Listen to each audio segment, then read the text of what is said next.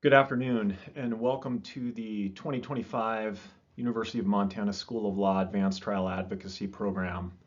If you are serious about trying lawsuits to juries, this program can dramatically change how effective you are on behalf of your clients. A little over 30 years ago, I had the privilege of completing this course, receiving instruction from many of the instructors that you all will receive instruction from. And since that time, I've also had the privilege of being a faculty member for several years on the program and deploying the skills that I've witnessed and learned through this program in real trials for real clients in real life. If you put into this program 100% effort, it will literally change how you try lawsuits forever. I've been asked to talk to you a little bit about opening statements, and I'm going to do that in just a minute. But before I do that, a few words of encouragement. Many of you may be watching this the night before the program starts. I'm guessing even for those of you who feel like you've been preparing for weeks for this program, all of you to some degree are feeling like the gentleman in this photograph. What I can tell you is that's okay, because this program is very similar to a real trial. You're going to feel scattered, unprepared, and on the verge of panic. That's how it is in a real trial. You have to power through that, and you will get out of this program what you put into it. You have to embrace the hard stuff, lean into the challenge, and get ready to work in this program like it's for real. There is a quote from a former Canadian litigator named Robin Sharma. Great achievement always requires great sacrifice. And that's true with all the type of trial work. It's true with this program. And you have a unique opportunity this week to receive hands-on feedback and instruction from the best trial lawyers and judges in Montana.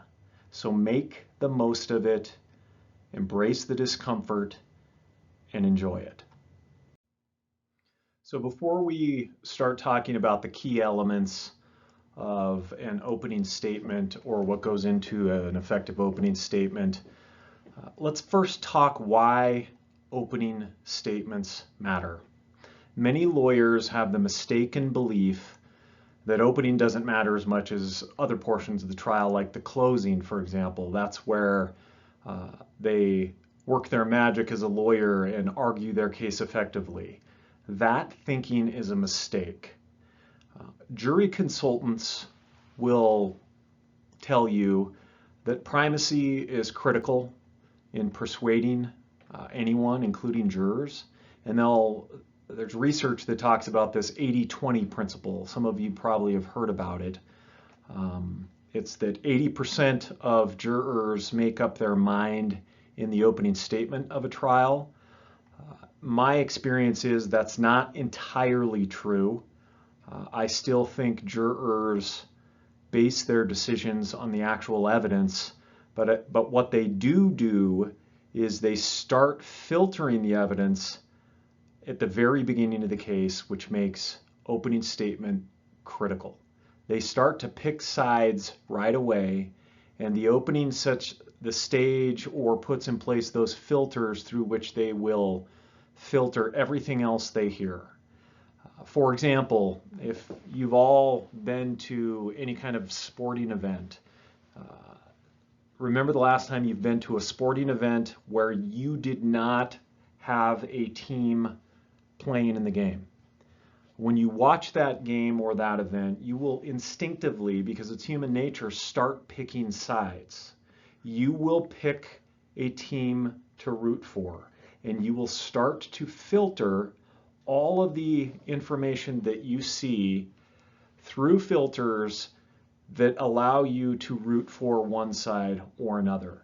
That's how juries come to us in these cases. They come neutral, but they instinctively want to start filtering immediately. The next reason that opening statement is critical is it's your first chance to really develop credibility.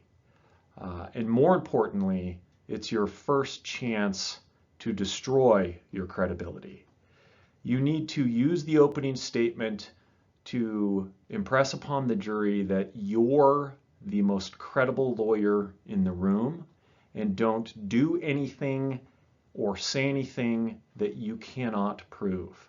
If you lose credibility in the opening, you will work the entire trial to try to regain it, and you may never do it.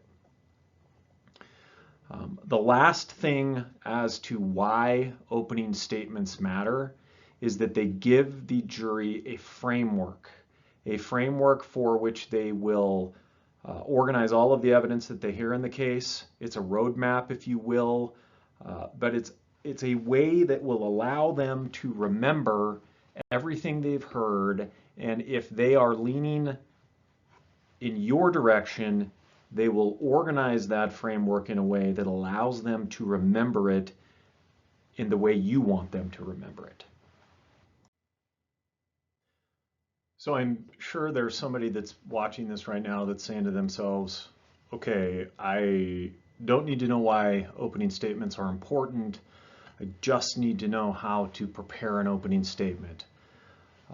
So let's talk about that. And let me preface this with, I can't give you the template for a perfect opening statement in every case.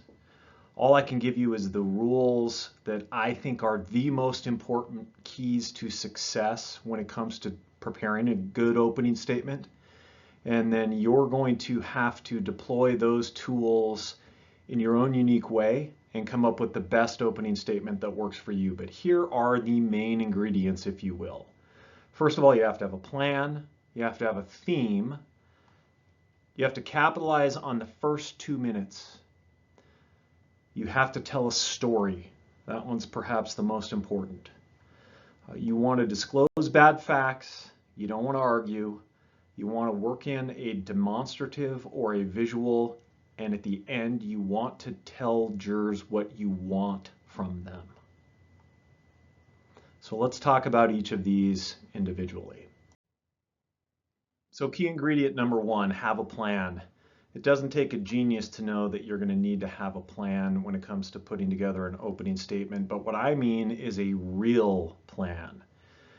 A lot of lawyers try to write their closing statement and then dumb it down and turn it into their opening statement. That's a mistake. A good opening statement is a story that argues your case through facts. You need to start developing that story as you're learning the facts of your case. So in a real case, that starts from the very beginning when you first learn about the case. In this situation, it starts as you read through the fact pattern you're given. You start arguing, or you start noting what facts matter the most, and how do you arrange those in a story that is persuasive. Couple different ways you can work on developing good openings. Tell your story to friends. I, over the years, have started telling my case stories or fact patterns to my kids. And it's amazing what they will give you in return. They will give you feedback that tells you what facts matter the most. And you'll be able to loop those things into your plan. Write out the first 2 minutes of your opening and the last 2 minutes. The first 2 minutes and the last 2 minutes are the most important parts of your opening statements. You're going to want to have those honed in so you know exactly what to say. And then last thing, have a plan that allows you time to practice your opening statement. Do not think that you can just show up on day 1 of trial or day 1 or 2 of advanced trial advocacy and just wing it. You have to be prepared. That requires a real plan and real practice. Opening statement, key ingredient number 2, have a theme. Every case has a theme. You just need to find it. Some are easy, some are hard. It's the theme is the one or two lines that capture the essence of what your case is about. It's the psychological guidepost to show the fundamental truth of what your case is about. Now, a good theme will be woven throughout your voir dire, definitely in your opening, throughout your case as the proof comes in, and it will be emphasized in closing where you wrap it all together. Jurors can come back to these themes and the essence of your case when they deliberate in the jury room. And I have watched mock jurors do it, and they will take your theme if they agree with your case, and they will use it to argue your case in the jury room, and that's exactly what you want. How do you come up with a theme? I could spend an hour talking about themes and how to develop themes, but some key strategies. Again, tell your story, your case story, to other people. Lay people have an amazing knack at focusing on the essence of your case. If you ask them for feedback, they almost always whittle it down to the heart of your case. You can find good themes that way. Kids are wonderful. I said earlier that I talk to my kids about my case fact patterns all the time. When my daughter was about 12, I had a case where a doctor treated a patient with a crushed leg. The claim was that he didn't fix the fractures correctly. The leg healed crooked. Told that story to my daughter, and she said, in essence, it sounds like he did the best thing he could under the circumstances. And that developed into a theme. So develop a theme. There's a million ways to come up with them, but you have to have one for every case, and you need to put it in the first minute of your opening. Some themes are easy. This is a case about choices or personal responsibility or abuse of authority. Other themes are more technical. Try to make them as simple as possible. A very simple theme resonates throughout your entire case. It's easy to follow, it's easy to weave in, and it's easy to close the loop on in closing. Regardless of what your theme is, you need to have a theme, and it's got to be in the first 120 seconds of your opening. Opening statement key ingredient number 3, capitalize on the first 60 to 120 seconds. It's the most important time of your opening statement, and you need to use it to plant your theme and start to tell your story in a way that's persuasive. Several things on the do not do list. Don't do them in real life, and definitely do not do them in this program. Do not introduce yourself at the beginning of the opening statement. Do not introduce your client. Do not introduce your staff. Do not tell them what an opening statement is. Do not tell them what an opening statement is not. Don't give them rules for what an opening statement is. Don't explain the roles of everybody in the courtroom. Get right to the essence of your case. Tell them your theme. Start your story of why you should win and why they should agree with your side of this case. Use facts to set the scene and tell your story. Use facts that are described in a clear and concrete way that allow jurors to not only hear the description, but to feel it, to smell it, and to experience it. Quick example, and I know you're all familiar with this, it's the Oklahoma City bombing case where Timothy McVeigh was tried in Colorado for the bombing of the Murrah Federal building in downtown Oklahoma City.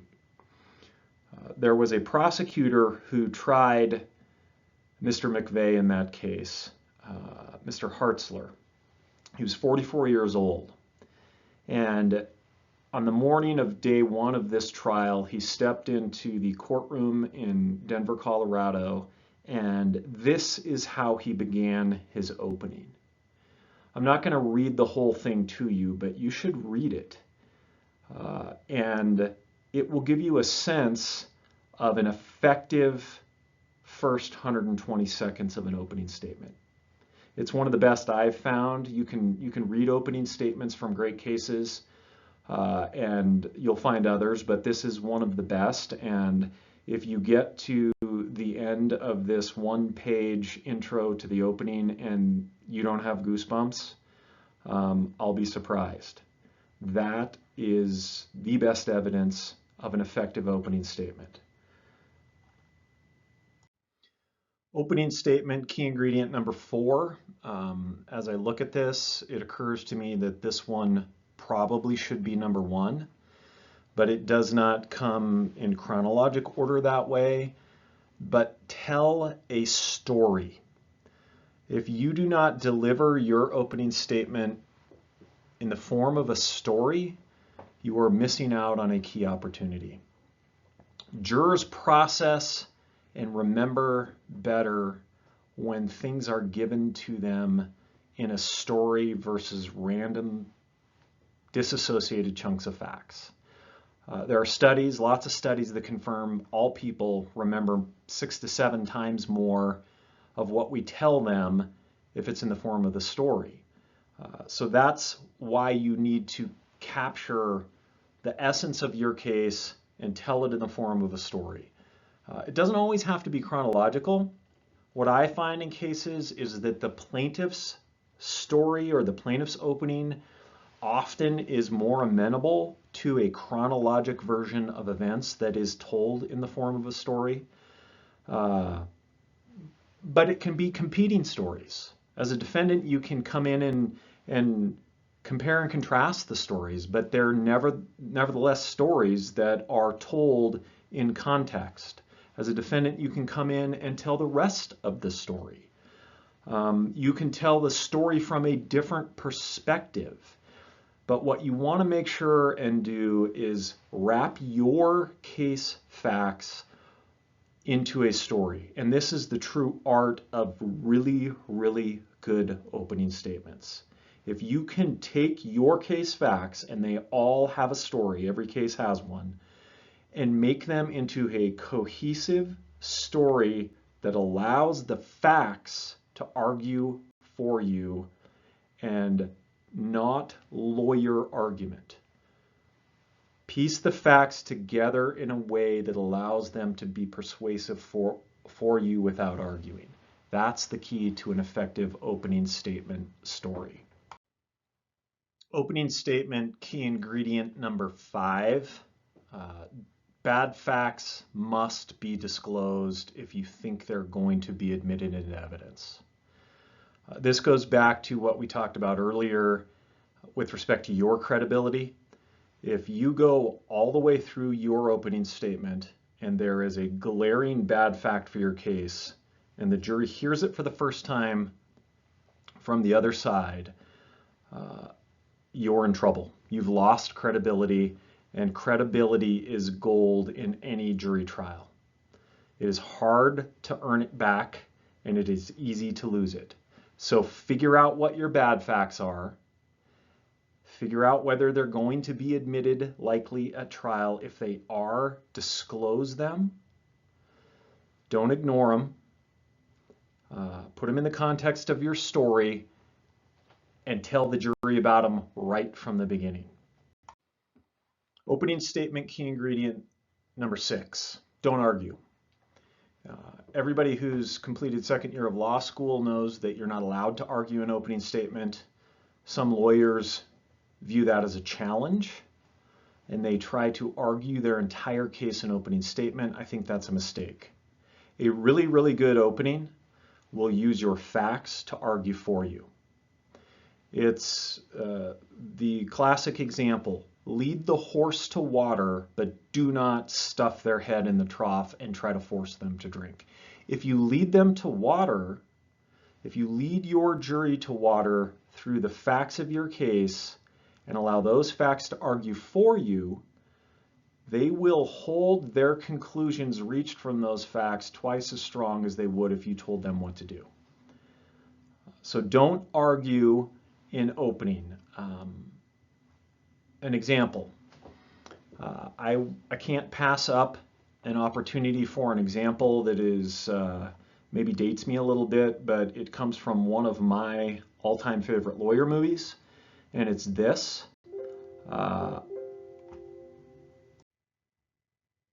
Okay, the technology apparently is not going to let me record and play the video at the same time, but it comes from the movie My Cousin Vinny. I'm sure you've all seen it. It's a classic.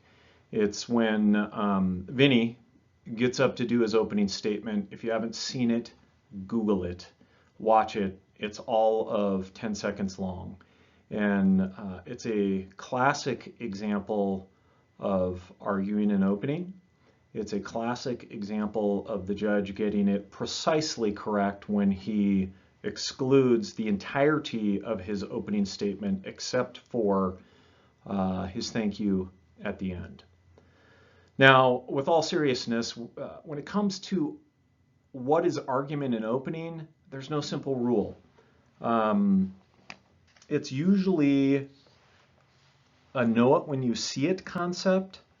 A lot of judges will give you some leeway, but will ultimately, if there are objections, sustain those if you go too far, and it detracts from the story you're trying to tell.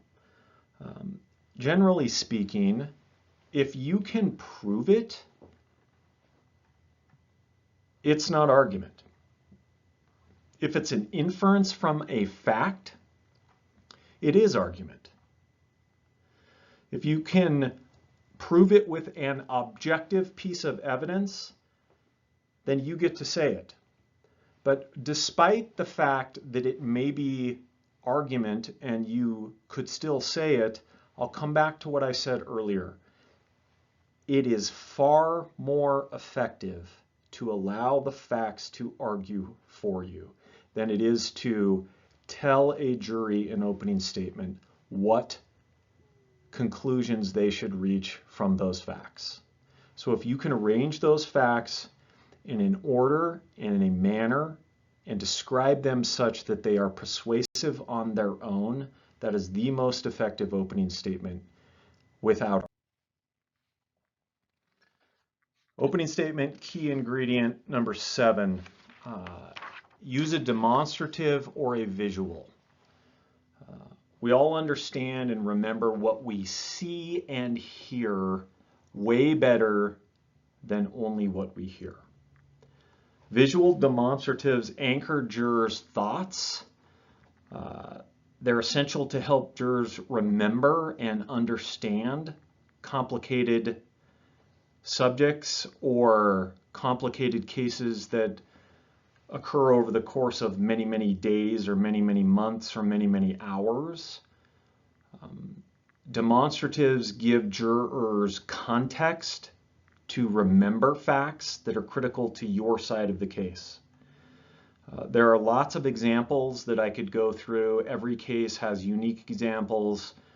In real life, there's always some demonstrative that you can use that is just fact in opening statement. In this case, in this program, you need to find an exhibit or something that you can put up in your opening statement that allows you to show and not just tell. Whether it's an exhibit that's likely to be admitted or some other demonstrative, use it. It will allow you to be more relaxed. It will allow you a template to talk from, and it will allow jurors something to have context for what it is that you're telling them. They can see it at the same time you're telling them. A couple examples from real life cases. If, for example, a case that we tried involving myocardial ischemia, as you're explaining the medicine, you can put up a demonstrative that very simply and very easily shows what some of the medical terms are. It's not argument, it's simply a demonstrative that helps you explain, and it helps them remember because they've seen it. This is an example of a demonstrative timeline that we used in a case a couple years ago.